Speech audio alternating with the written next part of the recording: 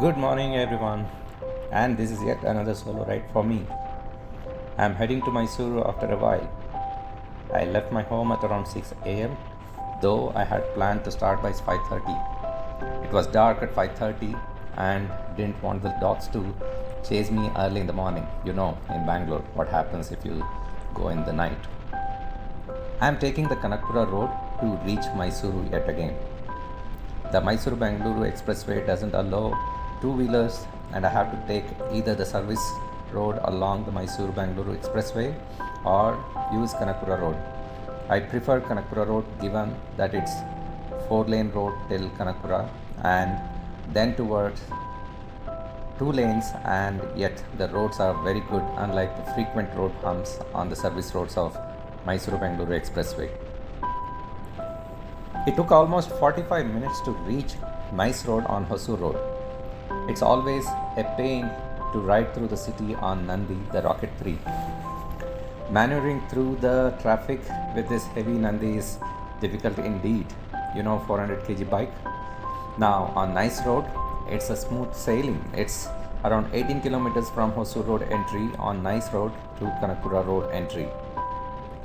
The weather is cloudy. The forecast was cloudy and chances of rainfall with 8 to 9%. This is because of low pressure created over Bay of Bengal and creating cyclone.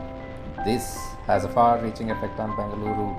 Guys, as the saying goes, if Chennai sneezes, Bengaluru gets cold. Jokes apart, I am really hoping that it won't rain until I reach Mysuru. I hate to ride in rains. I didn't bring any rain gears also, so it would be difficult. I fear of skidding in rains while riding. I really hope it doesn't rain, but who knows what's in store.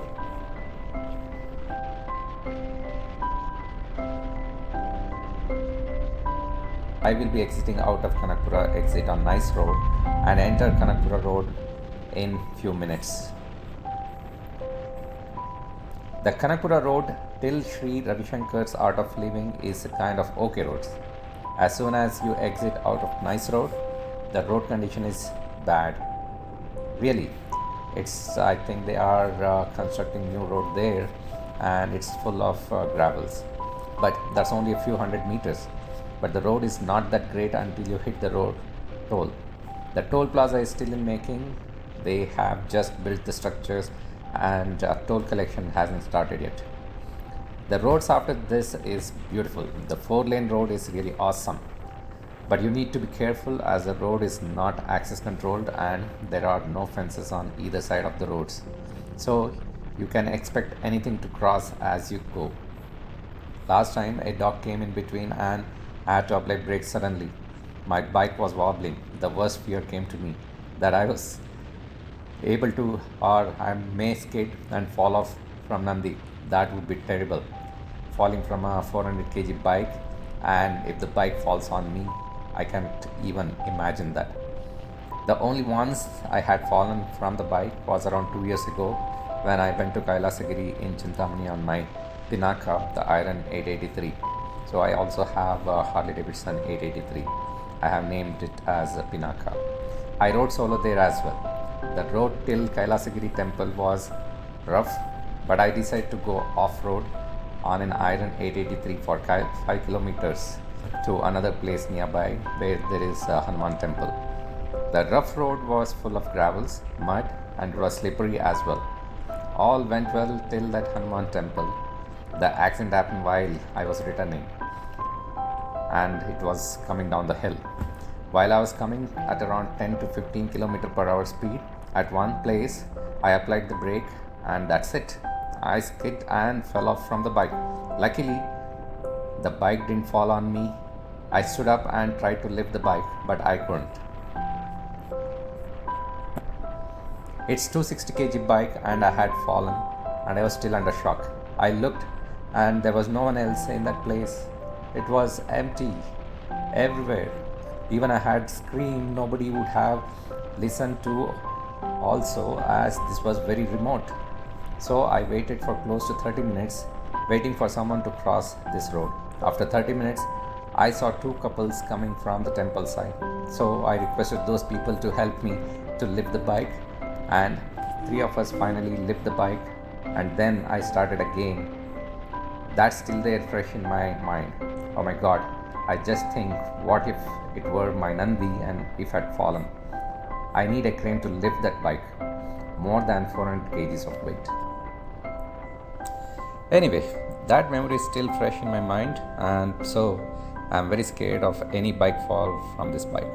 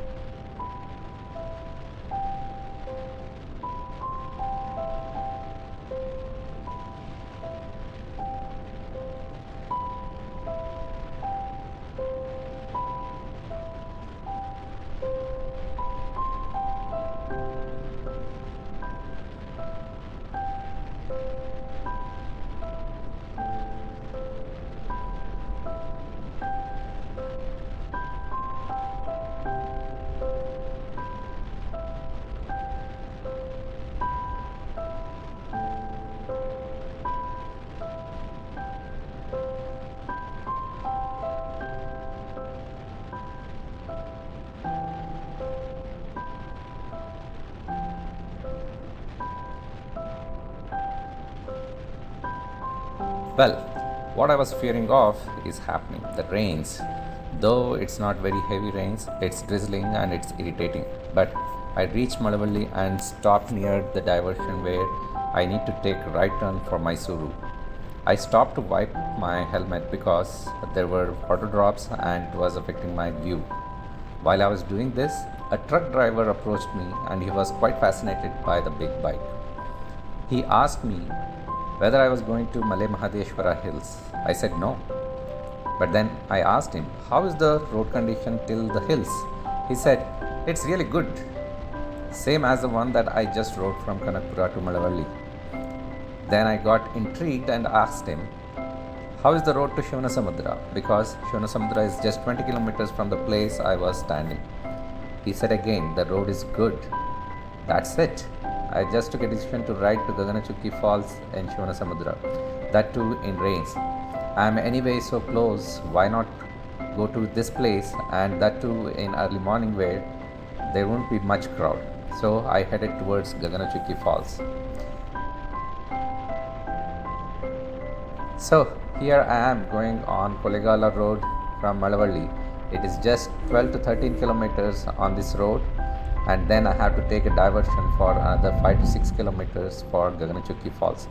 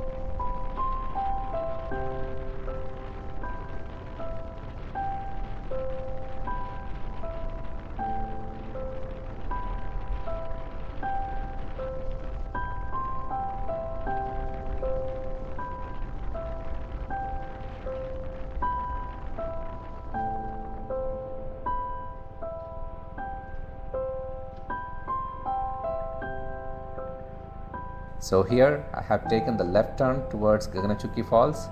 This is going through the villages. Here is some information about Shivanasamudra and Gaganachukki Falls. Shivanasamudra Falls is a cluster of waterfalls on the borders of Malavalli and Kollegala. So they are situated in Mandya and Chamarajanagar respectively. And it is situated along the river Kaveri. The falls form the line between the districts of Chamarajanagar and Mandya. The Bharachukki Falls is in Kollegala with a height of 69 meters, and the Gaganachukki Falls is in Malavalli with a height of 90 meters, and they collectively form Shivanasamudra Falls. Shivanasamudra Falls is home to one of the first hydroelectric power stations in Asia, which was set up in 1902. The idea of tapping power from the falls to supply power for the machinery at the Kolar gold fields was first suggested by Alain Chartier Jolly D. Lotbiniere in 1898. The project was designed by Diwan Sir Sheshadri Iyer and the Chief Engineer Sir M. Vishweshwaraya.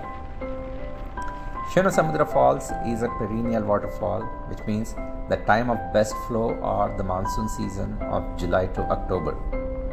There are 3 temples dedicated to Lord Ranganatha on the banks of Kaveri river. The Adiranga at Srirangapatna, Madhyaranga at Shivanasamudra, and Antyaranga at Srirangam, Tamil Nadu.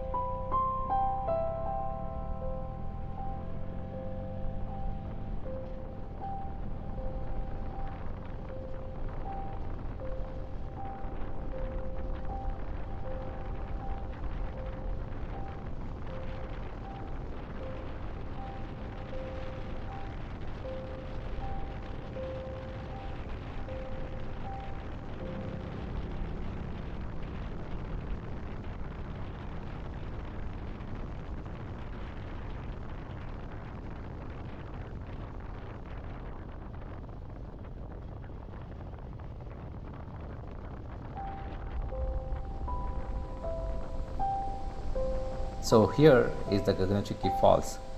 There is construction going on to build the stairs till the foot of the waterfall. I was talking to the contractor and he said the waterfall is okay now, but in August and September the volume is high and the falls will be much bigger and beautiful. There were also laser light show during that time. Then I searched for information about this. Gaganachukki Jalapatotsava means Gaganachukki Waterfall Festival is organized every year at Shivanasamudra village, Malavalli Taluk. It is to boost tourism and showcase the splendor of Shivanasamudra waterfalls. Gaganachukki waterfalls are illuminated with colorful lights during the annual event. It seems more than 50,000 tourists from across Karnataka and India come here and enjoy the Utsav.